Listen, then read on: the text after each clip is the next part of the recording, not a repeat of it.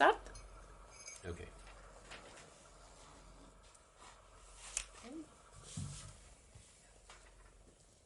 It's my pleasure today to talk to Erik Lemcke, who's giving this weekend's seminar.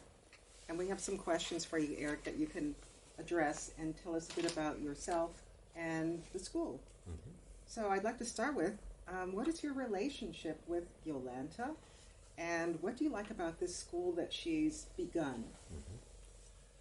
Well, my relationship with Jolanta is rather long, because I think we have known each other 10, maybe even 15 years, and I have had the pleasure for giving seminars for that many years, even more years here in Litauen, some years in Kaunas. Earlier I did a lot of things in Vilnius, and I would nearly say maybe all of those seminars I have given here in Kaunas, Jolanta has participated, and I have been very happy for that, because it's always good to have people who have a wide interest in developing another people in your seminars. And I really feel that Jolanta have this attitude to inner development and to helping others in their development.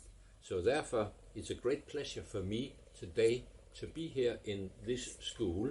This is the first time I have a chance to see it, because it's quite new built. I heard about it last year. I talked with Jolanta about it last year, and I'm very impressed. There's a wonderful light in here. You're nearly sitting in a tipi, and the warm atmosphere is here already, even if it's a new school. That's not natural for any school to be so well functioning from the very beginning. So I like the room, and I am looking very much forward to give this seminar today. I can say a little bit more about Jolanta and the school, because Jolanta is the main organizer, the director for this school, and without her I'm pretty sure that it would never have come alive. She's a person with a great integrity and a great interest in developing of people and helping people out from the heart, but not only out from the heart, also out from the mind. And that is really what I liked when I have had a chance to go through the papers for this school. So it is helping, or should we say, the focus in this school is how can we develop kids, young persons, in a way so they take responsibility for themselves, but not only for their own development, but also what is happening in the society, and in very close connection with nature. Nature is one of the key elements in what is happening in the principles of this school. So I really think that this is a school for the future they have built. And maybe some of the seminars which I have given have been part of giving her inspiration to some of the things which are going on in this school. So you've assisted with the school from the very beginning in maybe a consultancy. I would say we have talked about it, and some of the principles which I feel is behind it. The school is not unfolded yet. I'm still to see what is coming. We have talked about those things. Mm-hmm. You mentioned that you've worked here in Lithuania with many groups for, you say many years, but how many years is that, and how did this happen? What had happened is a long story. We are still back in the Soviet time, when Litauen was a part of the communism regime, you could say. And at this day I was in contact with a group of organization development management consulting. I was one of those already in those days. I've been working with these things since 86, 87 as an organization development consultant. And I thought that based on the principles I have in my mind, that when the Soviet system was going to be changed, there could be a need for persons who really wanted to not only grow business, but also grow people and people development. And I came in contact with a group of that, and I managed to get a seminar first in Moscow about how to develop people, and then I had close contact with a translator who was acquainted with Litauen. And the first school, that was Waldorf schools, who was starting that. I was giving some seminars. I have helped them to just take the first steps, and I have after that, and now we are back in 92, so that's some years ago, And since then I have every year, first 10 years, given 2 seminars every year, and after that given 1 seminar in a row of different seminars, all about how can you develop yourself to becoming better, to working together in society, and how to develop people. So you call that human development? I call it human development, but the background for this human development, that is also what many people would call spirituality. That is based on the Austrian philosophy and philosopher Rudolf Steiner, who is working and has developed spiritual science. I will not go deep into that because then it's a very, very long way we go, but if you have specific questions, we can take it. But based on his way of the image of man behind those things, that's a man who is having a heart, who have abilities to think, and also have the will to do things. So how can we develop moralities in people, and how can we help people to grow? So when you say image of man, you mean image of the human being? Image of the human being, that's what I mean. You're right. Okay.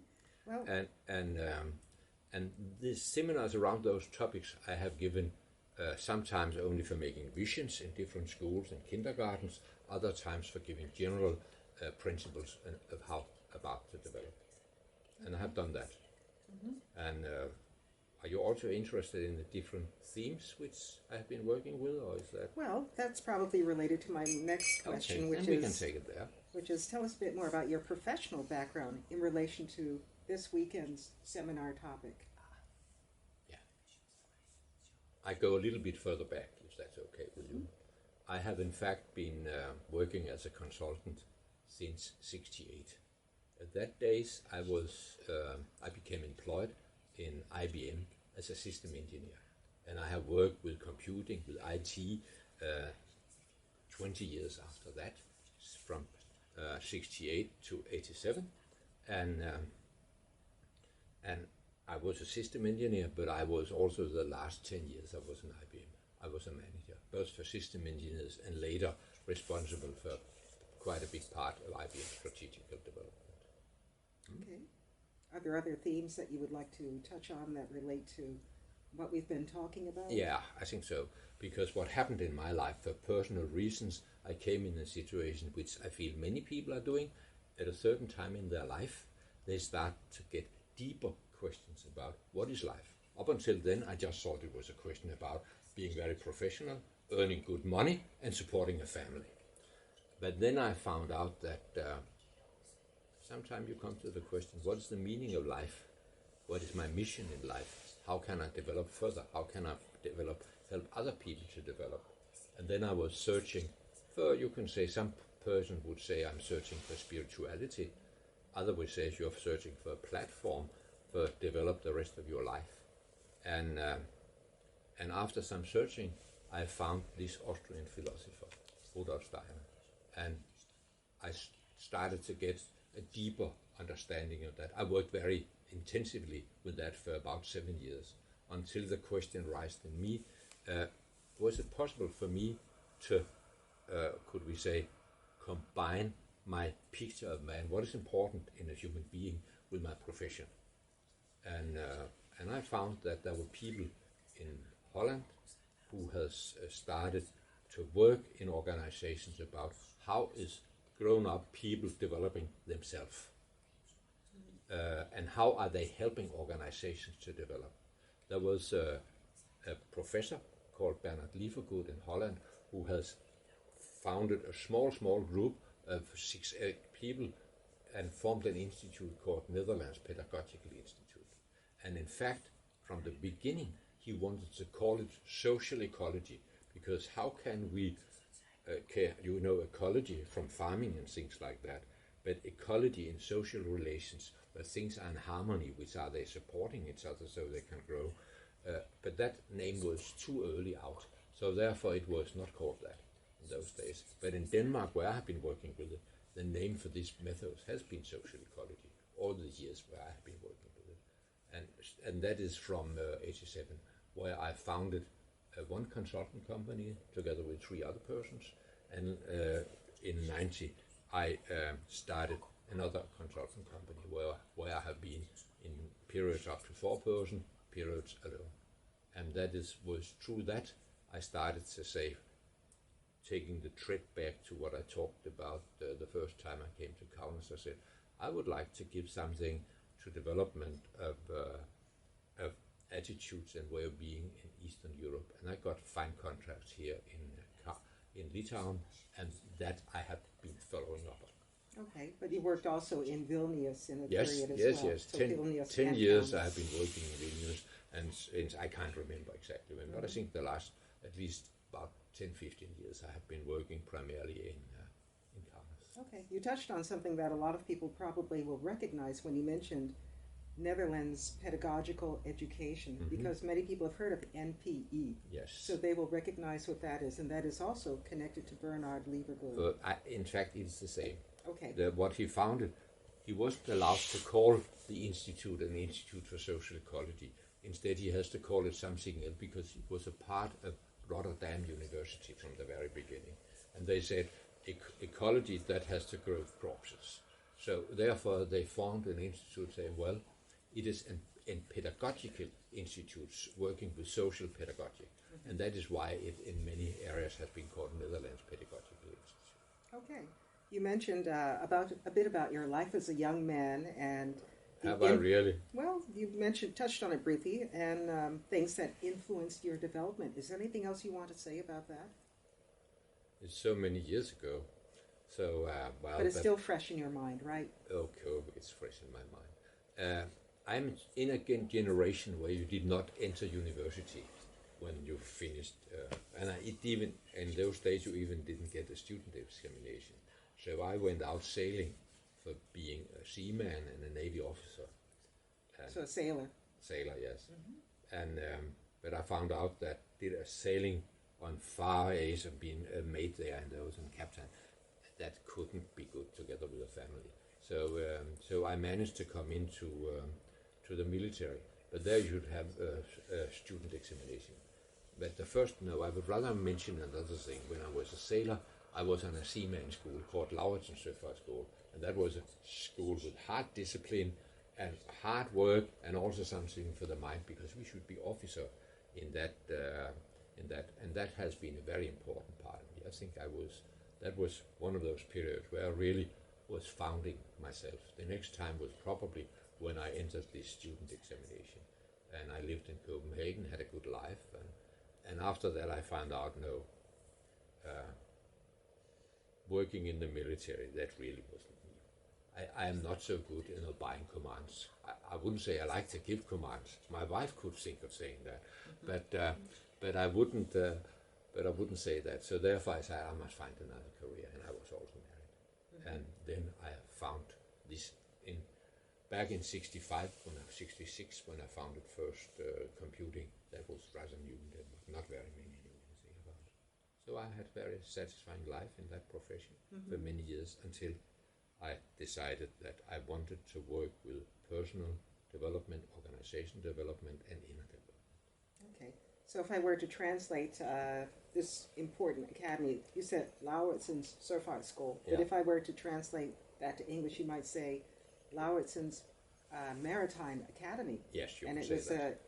Yes, at that period it was the competitor to Maersk. Yeah. Whom everybody knows. Yes. That's still the. And they have a longer training there. That was a year's training on a seaman school. So we should really be officers. And we were learning to serve wine. We were learning to give lectures. We were learning to fight. We were learning to have all those things. And waltz too. Waltz too. Yes, that was. Oh yes, that's right. Treat the ladies nicely. Yes, there was every week there was coming young girls in our age from a dancing school in the local town, coming there and dancing with you. So we should learn to dance too. And the niceties, the graces. Yes, that's okay. right. Well, time went on. What is your family like today? I am very happily married with a woman which are interviewing me, by the way, and I have been done that for the last 16 years. And I was so lucky in that there was a period I have been involved in very many different things during my lifetime, and I was working with climate issues, because I really think the climate issues, the care for the nature, is one of the most important things can we treat the nature in the way that we are Okay, but I was treating it asking you today? about your family Ah, before you did. talk about nature. Yes, but that has to do with this thing, Phil. Okay, sorry. Because I attended a conference. No, I didn't. I had a meeting about these topics in the United Nations with a person there. And before that, I have learned to dance tango, Argentinian tango. By the way, I have also introduced Argentinian tango here in Litauen many years ago. And then I was to an evening called the Milonga, where you're dancing tango. And there I met a beautiful Afro-American woman, and we found out that we could dance well together, and we become married. And that is 16 years ago. And besides that, I have a daughter who is a doctor, and we have a very close relation. And I have been married one time before, and unfortunately my wife, she died of cancer, but that was back in 90, so that's very many years ago. So I have been married since I was 22. Okay, and you have your daughter, is she married? What about grandchildren? Oh yes, we take that part too. My daughter is married. She has been married longer than the two of us has been married, and I have 2 grandchildren, which I see a lot. And if you want more about my private life, is that what you are? Well, yeah. What are their ages? Are they boys or girls or? One girl of close to 10, and another one of 13. And I have had Another girl? No, another boy of 13. Okay, yes. so a girl and a boy. A girl and a boy. All right. And which I should say more about me, then. Well, yes. What do you do to relax? Do you have any hobbies? What else are you involved in? What I'm involved in, I wouldn't say this is a hobby, but since I started with anthroposophy, I have been reading that, and I've been working out from that and try to live out from that, and I still do that, and I'm still striving after my inner development, and this is the good thing about life. If you start to take your own life seriously, you can develop as long as you live. So that's a good thing about this. Yeah. So that's one thing. The other thing is tango. That's also I'm doing when I'm relaxing. And then I wouldn't call it a hobby. I would call it a deep interest. Then for the last, nearly 25 years, I have been making sculpture. So I'm a professional sculptor also. I make organic form sculptures.